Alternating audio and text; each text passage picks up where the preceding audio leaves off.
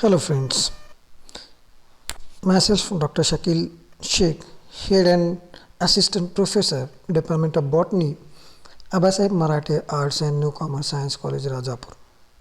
Today we will see about the microbiology, in which we will cover the scope of microbiology, importance of microbiology, characteristics of the microorganism, history of microbiology and its taxonomy. When we see the definition of microbiology in a simple language, it is a study of organisms which are too small to be seen by the naked eye. Microbes or the microorganisms, they are commonly referred to as germs or the bugs, which includes bacteria, viruses, fungi, algae, protozoa and helminths. These are the prions, that is the infectious proteins which are recently added to the knowledge of microbiology. There are different kinds of the branches depending upon study of which microorganism is there. For example, if we study the bacteria, then the branch is known as bacteriology, whereas the study of fungi and yeast is nothing but known as mycology. When we study this, viruses, then the branch is known as virology. Parasitology is the branch of microbiology which study the parasitic protozoans and the helminths, whereas immunology is the study of humoral and cellular immune response to the disease agents and the allergens. These are the some specialization in the microbiology, that is the epidemiology and public health microbiology, where the distribution and the spread of disease and their control and prevention is studied. In food microbiology, use of microbes in the production of the food products and drinks is studied. In the specialization which we know as agricultural and veterinary microbiology, there is a use of microbes to increase the crop and livestock yield and control of the plant pest and animal diseases. In environmental microbiology, study of beneficial and harmful effects of microbes on the environment. Themes in microbiology and its field especially include basic and applied branches, that is in case of basic by organisms, that is bacteriology, phycology, mycology, virology and parasitology. Even in case we can see that by process it is microbial metabolism, microbial genetics, whereas in disease related, that is immunology, epidemiology and etiology. In applied sense, the disease related, that is infection, control and chemotherapy, while environmentally related, that is the environmental microbiology. It is also a branch which is very important, that is the industrial microbiology, where the food and beverage technology, pharmaceutical microbiology and well-known branch, that is the genetic engineering too. So what are the importances of microbiology? So these are important regarding with photosynthesis and decomposition, human uses and regarding with the diseases too. If you can see the history of microbes, these are appeared 3.5 billion years ago, and their uses are very diverse. So microbes are involved in the photosynthesis and accounts for near about 50% of Earth's oxygen, also involved in decomposition and nutrient recycling. These are useful in the mining, especially extraction of the copper from the ore. Microbes are also useful in the synthesis of drugs, hormones and the enzymes. These are also useful in bioremediation, that is the use of microbes to degrade organic matter in sewage and to detoxify pollutants such as the oil spills. So modern use of microbes include the branches like biotechnology, where the use of microbes as a miniature biochemical factories to produce food and chemical is centuries old. Genetic engineering makes use of the molecular biology and recombinant DNA techniques as a new tool for biotechnology. Gene therapy replaces missing or defective genes in human cells through genetic engineering, whereas in genetically modified bacteria, which we use to protect the crops from the pest and freezing. And this is the statistics worldwide infectious disease from the United States. When we talk about the microbial taxonomy, there is a traditional method of five kingdom system, where these microbes play a very important role. If we can see the FOX3 domain system, 3 cell types showing the relationship with domain and kingdoms. It starts with the ancestral cell line, where bacteria are the first, later on the archaea are there, and later on eukarya. So these are the 3 domain, and later on eukaryotes developed into protozoa, algae, animals and fungi.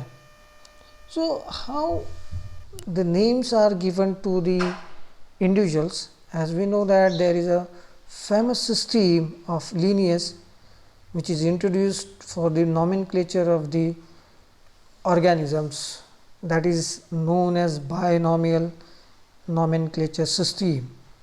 Each organism has 2 names, that is the first name is genus and the second one is species epithet. These names are either italicized or underlined, or sometimes these are also bold. The genus name is capitalized and the species name is always in lowercase. The scientific names are given on the basis of different kinds of the characters. They may be size, shape, color or other characters. For example, Staphylococcus aureus, which describes the clustered arrangement of the cells and golden yellow color of the colonies, whereas Escherichia coli, it is given in the honors of the discovery, that is Theodore Escherich, and they describe its habitat, the colon. After the first use, scientific names may be abbreviated with the first letter of the genus and full species epithets. For example, Escherichia coli is abbreviated as E. coli.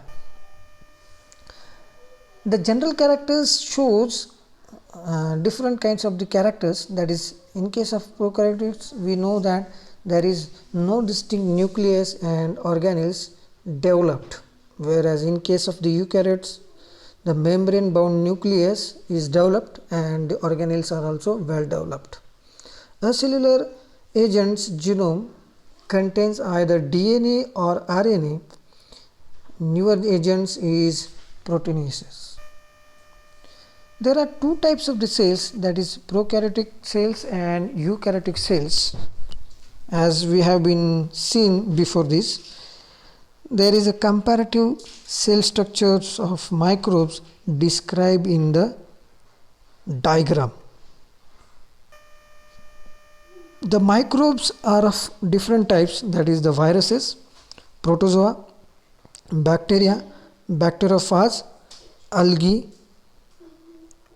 fungi or cyanobacteria. The size of the microbes varies from species to species. Microbes vary in size ranging from 10 nanometer to 100 micrometers to the microscopic. Viruses, they are ranging from 10 raised to minus meter, whereas bacteria in near about 10 raised to minus 6. Helminths ranging from the 10 raised to minus 3 meter. Now we will see one by one, that is bacteria. These are the prokaryotes having the cell wall of peptidoglycan. They reproduces by means of the binary fission, and the example is E. coli. Archaea, these are also prokaryotes. They are lack of peptidoglycan cell wall. They live in extreme environments.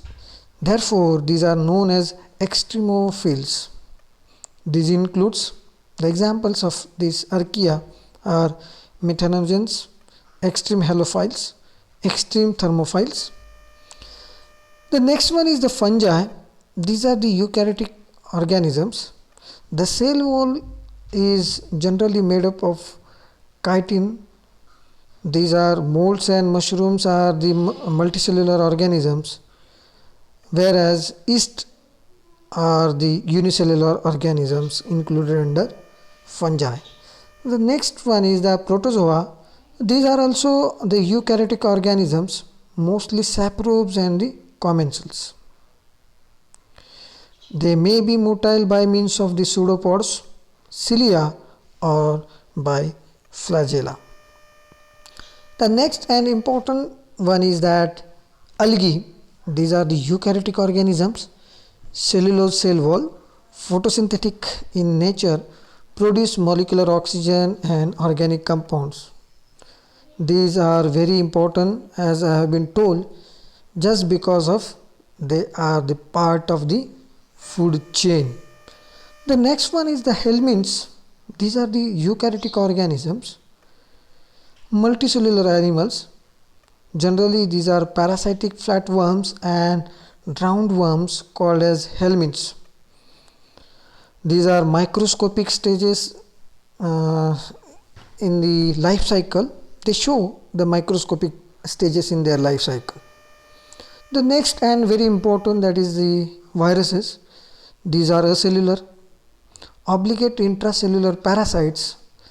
Genome consists of DNA or RNA called core. Then the core surrounded by the protein coated layer, that is called as a capsid. Virion may be enclosed in lipid envelope. Next one is, which is newly added, that we known as the prions. These are proteinaceous infectious agents cause bovine spongiform encephalopathy, that is we in short called as a BSE. These are also causes Creutzfeldt-Jakob disease, CJD, and also an emerging infectious disease, that is EID. The microbiology is a science which is systemized body of knowledge explaining the occurrence of natural phenomena. The qualities of scientists includes curiosity, open-mindedness, skepticism, creativity, objectivity. The scientific approach is to be deductive reasoning, that is starts with the general idea that are tested to be prove or disprove it. And second one is the inductive reasoning, which starts with the drawing pattern from this specific observation resulting in generalization. The scientific method is to study how it is to be studied. That is, first of all, we have to put the hypothesis, then we have to go for the laboratory experimentation or field studies, then we have to collect the data and we have to be analyze the same one. Later on, we come at the conclusion either to reject or to accept the hypothesis which we have been put initially. and later on this conclusion may change into theory or the law. So this is the general process which we have been discussed, how the microbiological experiments are carried out. That in first stage we are putting the hypothesis. For example, bacterial endospore are the most resistant of all cells or on this earth. This is the hypothesis.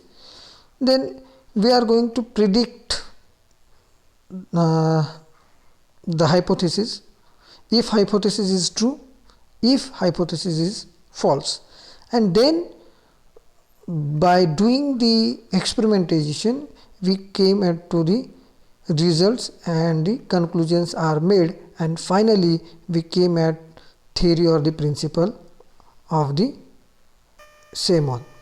So when we look towards the history of the microbiology, it starts with the invention of microscope, spore and sterilization, spontaneous generation, then aseptic techniques and germ theory. Many of us are known that is the microbes are studied after the invention of the microscope. So microbes were first observed by Leeuwenhoek by using a simple microscope, which is reported his in Animalcules to the Royal Society of the London. It was a very simple microscope including lens, specimen holder, which having the specimen holder, focus screw and the handle. By using such instrument he has been observed the microbes, and later on many things are happened. That is, John Tyndall showed that the some microbes in dust and air were resistant to heat. Cohn discovered and described the endospores. The term sterile was introduced to mean the complete removal of all the life forms including the endospores. So abiogenesis versus biogenesis, that is spontaneous generation, was an early belief that living things can arise from vital forces present in non-living and decaying matter. For example, maggots from the meat or mushrooms from rotting wood. The alternative hypothesis that living organisms can arise only from pre-existing life form is called biogenesis. The pros and the cons. This is the experiment which was carried. We can see in the diagram how it is to be carried out. The pros and the cons, that is in 1745, John Needham boiled nutrient broth into the covered flask. The condition was that nutrient broth heated then placed in sealed flask, and the results showed that all showed growth. From where did the microbes come? The question arises: spontaneous generation or biogenesis? Then the pros and the cons, where the next experiment was carried by the Louis Jablot, where it covered with an uncovered dust, that is the heavy microbial growth is observed in uncovered, whereas remains clear and no growth in the covered. So what are the experiments we are looking right now? Then the next and very important, that is the Louis Pasteur put an end to abiogenesis debate with his gooseneck flask experiment. This was very important experiment. Later on, Pasteur's experiment, which we known as, he is the now therefore he is known as the father of microbiology. After this experiment, he is known as the father of microbiology.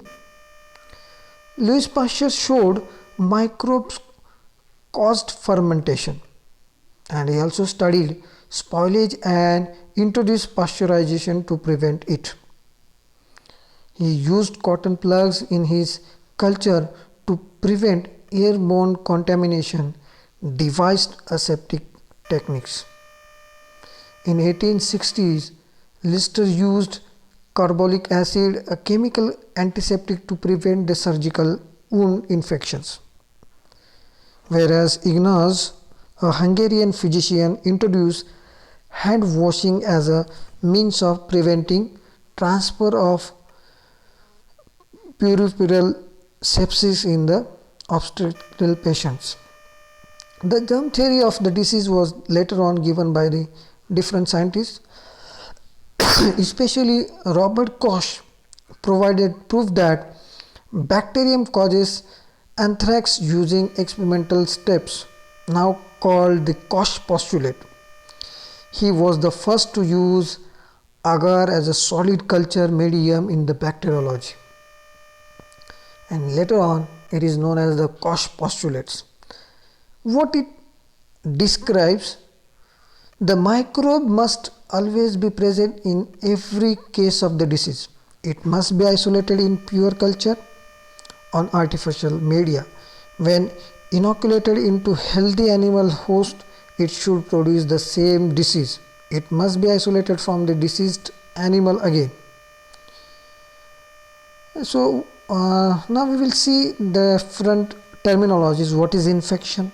What is disease? So infection is the entry of the microbes into the host, whereas the disease, infection followed by the appearance of the signs and the symptoms. Pathogen is an infectious or disease agent, whereas the saprobes are microbes that lies on dead or decaying organic matter, to whom we call as an opportunistic pathogen. It is the microbe that cause the disease in immunocompromised host, or when the normal microbiota is altered. So now we will see EID, that is emerging infectious diseases. Occurrence of new diseases and increasing incidence of old ones. What are the factors responsible? That is evolutionary changes in existing organisms, spread of known diseases into new geographic areas by modern transportation, ecological changes resulting in introduction of unusual agents, emergence of antimicrobial resistance. West Nile, first diagnosed in Uganda in 1937, appeared in New York City in 1999. Invasive group A, that is the Streptococcus, also known as the flesh-eating bacteria. E. coli causes the bloody diarrhea and hemorrhagic uremic syndrome, that is HUS. Bovine spongiform encephalopathy, BSE, or mad cow disease caused by the prions. Then the acquired immunodeficiency syndrome, that is now we call it as AIDS, caused by the HIV, and the Africa is the hardest hit. Anthrax caused by the Bacillus anthracis was sensationalized in 2001 when spores were disseminated via the mail. Thank you very much.